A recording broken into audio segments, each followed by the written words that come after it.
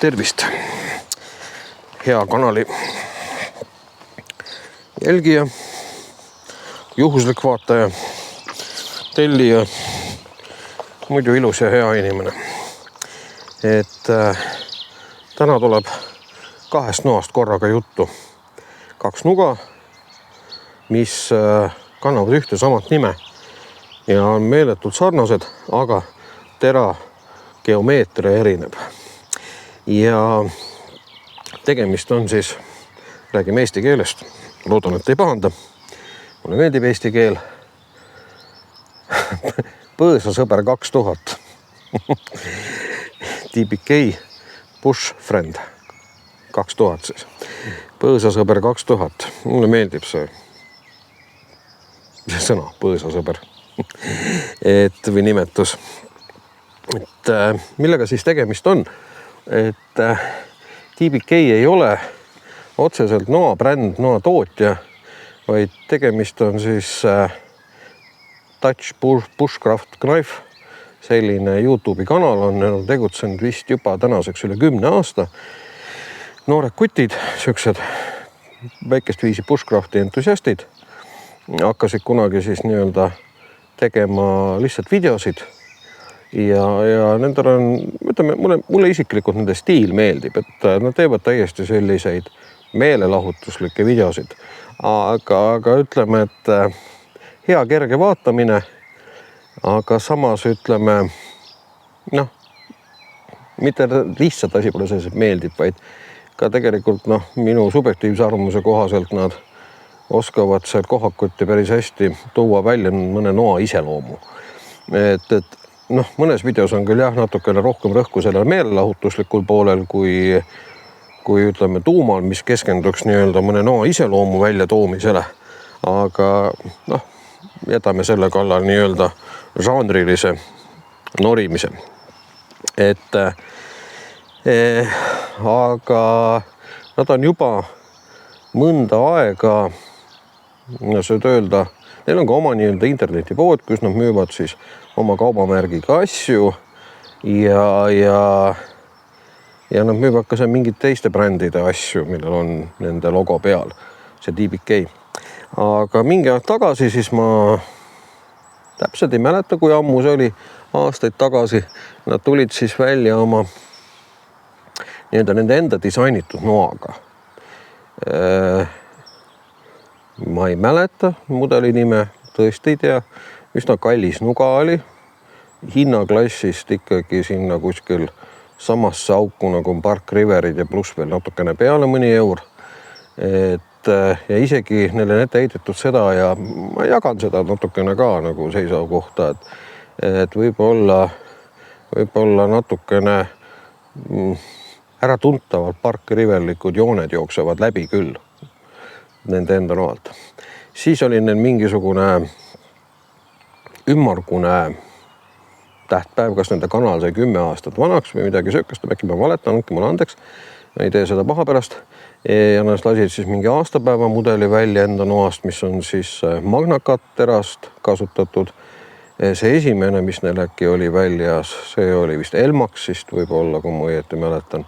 Ja nii edasi, aga jälle taaskord üsna kallid noad ikkagi sinna see hind jääb 400–500 euro vahele kindlasti. Ja siis nad mingi aeg tagasi otsustasid, et nii-öelda teevad sellise eelarvesõbraliku noa. Siis need eelarvesõbralikud noad mul siin käe pärast on ja nendest ma nüüd tahangi täna rääkida. Nagu video algusest lähikaadrist oli näha, et siis üks nuga oli juba näha niisugune tugevalt kasutatud ja tõsi ta on, ma olen juba mitu kuud seda ühte mudelit nii-öelda kasutanud. Sõna otsus mõttes kodus tööl ja puhkehetkel, kemmergus ja matkaretkel ja nii edasi. See teine on nüüd minu käes olnud Scandi profiiliga ainult paar nädalat. Tunnistan ausalt, et ma mõnes mõttes võib-olla oleksin tahtnud natuke rohkem aega, et selle Scandi geomeetriaga noaga nagu lähemalt tuttavaks saada. Aga paari nädalaga juba jõuad ka enam-vähem midagi mõista. Ja üks on mul siis minu sõber Argo oma, see Scandi ja teine on minu enda oma. Ja mis siis nende sugadest rääkida, et teras, hakkame tehniliselt poolest pihti, süsinik teras 80 CRV2, nii et ta on see klassikaline teras, millest on paljud need Soome puukod ja läukud tehtud ja nii edasi. Noh, ma ütlen ausalt, ei ole minu lemmikteras, aga nagu kõik ütlevad, siis ei ole üldse halb teras. Minul isiklikult selle terase vastu on see, et ta on väga selline tundlik igasuguse korrosiooni suhtes, äärmiselt tundlik, et ja tänu sellele tundlikkusele, ütleme, kui sa noa oled näiteks peale kasutamist ilusti puhtaks teinud, noh, ja jätad seisma, siis on oht, et ta pikka aega seistes ise läheb natukene nüritamaks, aga see on seetõttu, et nii-öelda teraharja tippu tekib mikroskoopiline rooste ja kui sa nüüd nii-öelda hakkad midagi tegema, siis see nii-öelda tõmbab tera jälle taaskord siledaks nagu, aga kaob ära nii-öelda see mõnus teritus, mis sul võib-olla just ennem oli tehtud kunagi mõni kuu tagasi.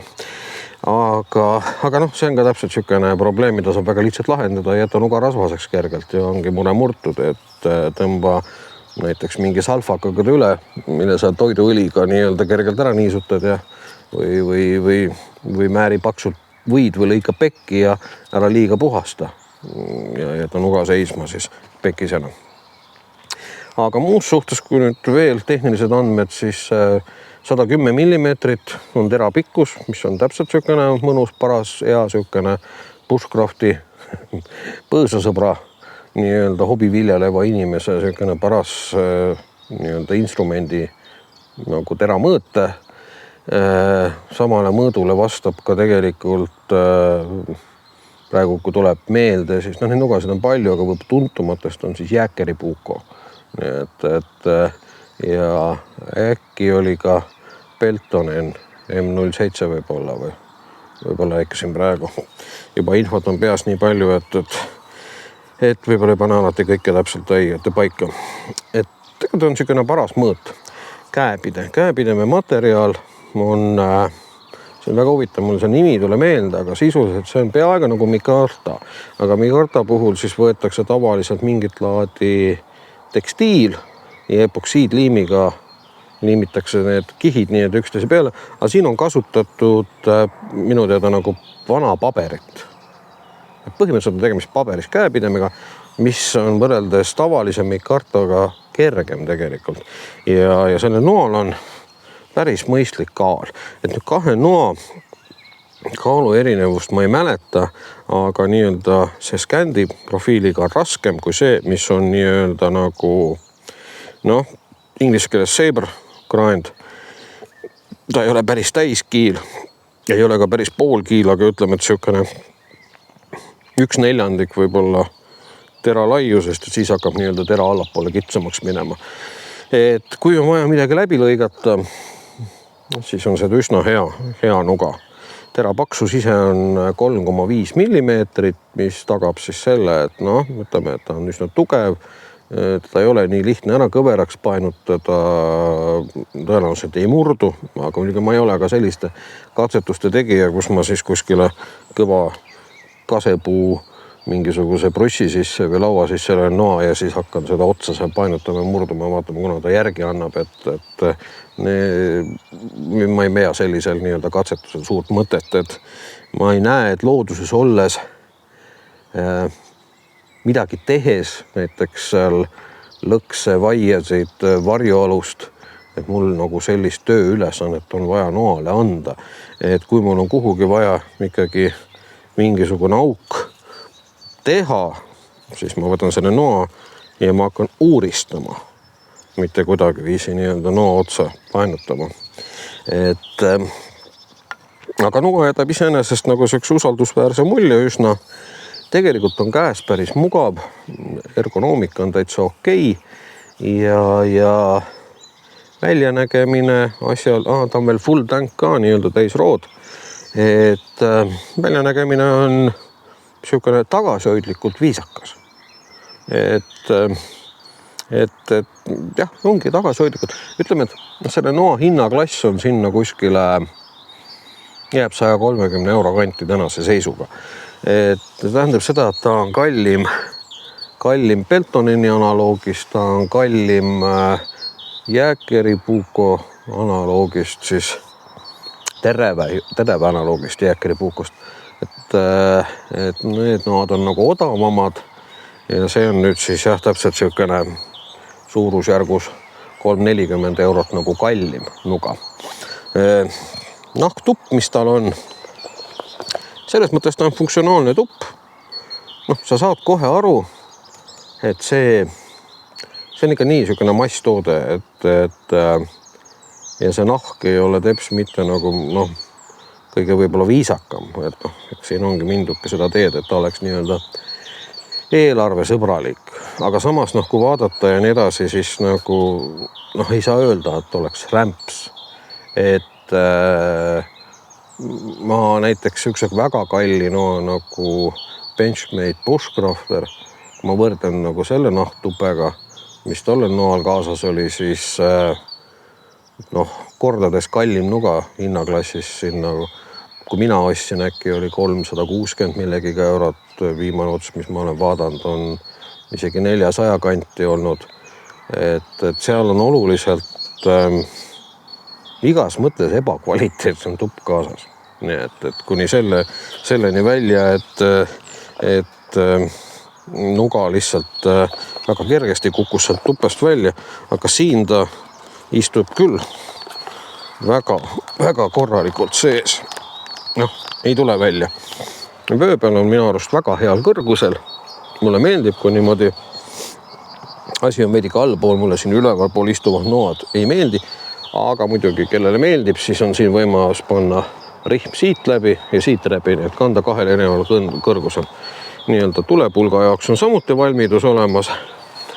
Et nagu kõik on nagu tippen-toppen.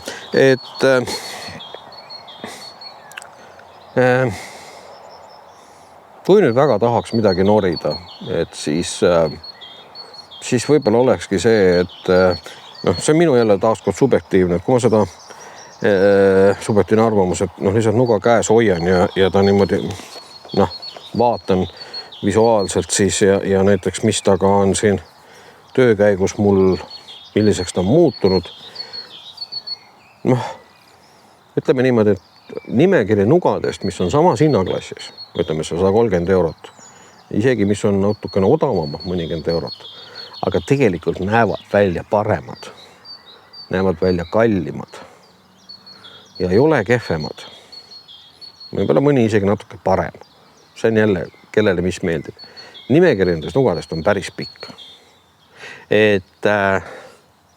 Ma ütlen ausalt, et kui ma isiklikult nii-öelda läheksin metsa, peaksin seal olema mõnda aega ja nii edasi toimetama ja askeldama, siis pigem ma selle noa asemel võtaks võib-olla ehk isegi Peltonini kaasa.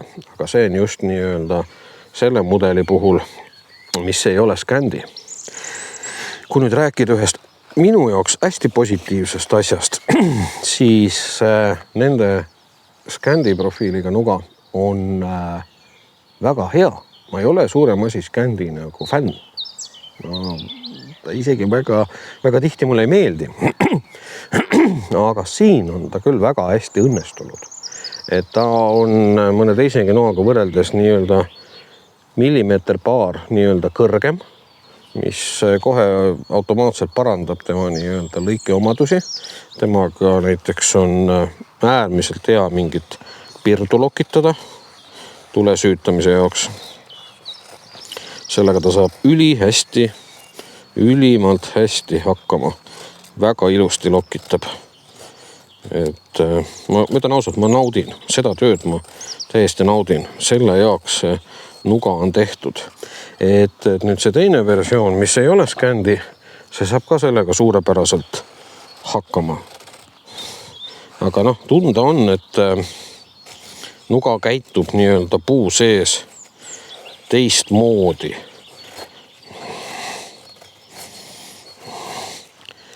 Ja ütleme näha on, et see, mis on nii-öelda skändiga tehtud, keerab selle puidu rohkem nagu lokki, krussi, kui see, mis on siis nii-öelda selle peaaegu täiskiilprofiiliga tehtud. Et kui ma nüüd võtan mingi puutüki ja mul kasepirrud, siis jah, see lõikab üsna kergelt ta läbi. Kui ma võtan nüüd skändi profiiliga, ta teeb selle töö ära, aga seda oli raskem teha. Et ta tungib ka päris hästi niimoodi diagonaalselt läbi puidukiudude. Aga jah, skändi on raskem, sa pead rohkem jõudu kasutama. Et mul on nüüd vaja näiteks miskit laadi telgivaia teha. Midagi öelda, see on hästi agressiivne skändi. Lõikab üllatavalt agressiivselt skändi profiiliga noa kohta. Selle jaoks on ta täitsa jah, ütleme niimoodi. Võt selle noaga ma küll läheksin metsa. Et see on tõesti nagu täpselt siukene toimetada metsas midagi, vaja nokitseda. Ma ütleks kohe äärmiselt hea. Et subjektiivselt ma ütleks, et isegi on mõnusam, kui oli jääkeripuuku 110. Nii et isiklikult lõikamise koha pealt meeldib mulle see rohkem. Noh, selle teisega siis, mis ei ole skändi, on neid telgivaiasid ja asju, noh, ütleme tegelikult sama lihtne teha, võib-olla isegi natukene nagu lihtsam tänu sellele, et tera on saledam lihtsalt. Et selles suhtes nagu tublid noad. Aga kuidas nüüd temaga näiteks mingit puualgu oleks poolitada? No, ega siin ütleme niimoodi, et see, mis see skändiga ja ilma skändi profiilita nuga, siis on see peaaegu nagu kiilprofiiliga. Et sellega oli nagu hea, ma isegi võib-olla ei hakka näitama, et ta nagu tungib päris mõnusalt nagu siia puidu sisse ja teeb oma töö ära. Skändi profiiliga nii magusalt ei tungi puidu sisse. Võtan teise käe alla mugavam. Ikkagi olen paremakäeline. Aga ta teeb oma töö ka päris kenasti ära. Et